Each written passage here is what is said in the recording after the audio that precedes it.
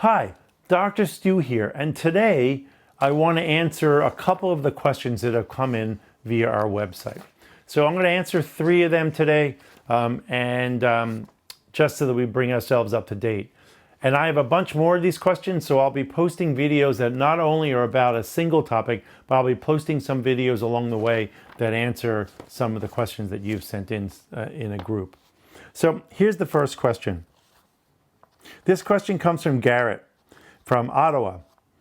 Garrett writes, Dear Dr. Stu, why is it bad to touch your face if you don't touch your eyes, nose, and mouth? Seems to me the skin on your face is the same as everywhere else. Thanks for helping everybody stay safe. Thanks, Garrett. That's a great question. The skin of your face is the same as everywhere else. But the problem is we have a habit of touching our face and then rubbing stuff up into our eye or our nose. It's very hard to just touch one spot in your face and not move the virus across. And so it's just better not to touch your face at all.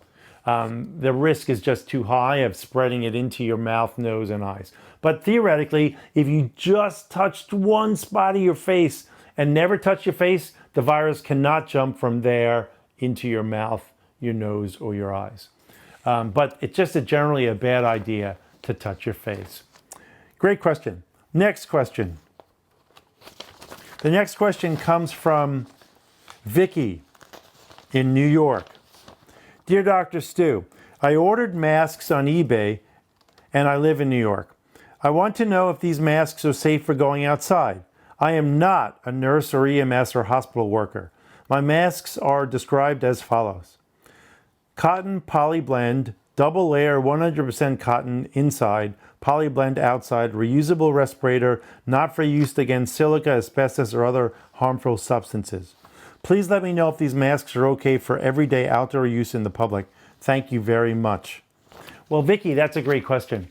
So what you're talking about is actually a face covering, not what we classically consider a mask, right? So a face covering out of cloth is good for preventing respiratory droplets from coming out of you onto somebody else.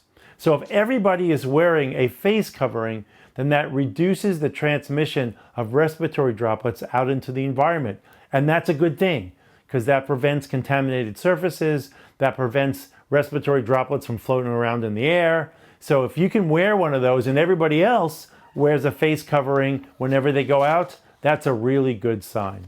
Now, as you mentioned, you're not a healthcare worker, you're not in a hospital, because a cloth mask is not sufficient for protecting you in a higher risk environment.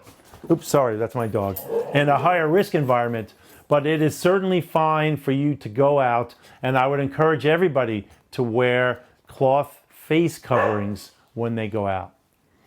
Let's get to one more question. Thanks for that question, Vicky. Let's get to one more question today while my dog is barking.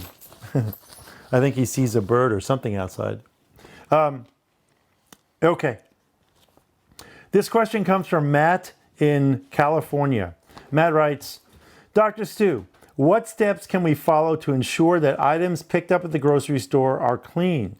And does refrigeration increase the lifespan of the virus?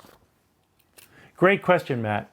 Now, I'm going to tell you that I spent a whole video going through sterile technique for groceries. So search on my YouTube channel and take a look for the video on groceries.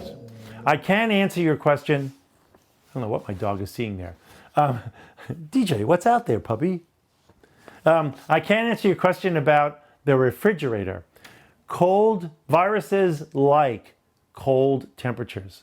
So while viruses do not like heat, which is why when you heat up food or you get hot delivery of food, as long as it's really hot, the virus is killed.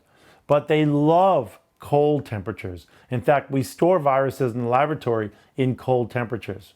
So putting the virus in your refrigerator actually prolongs the life of the virus, right? It doesn't shorten it. Even freezers are great places to store viruses for long periods of time. Thanks for those questions. We'll answer some more of them in the next video. If you want to ask a question, please go to my website, drstu.org. And we'll see you the next time. Thanks.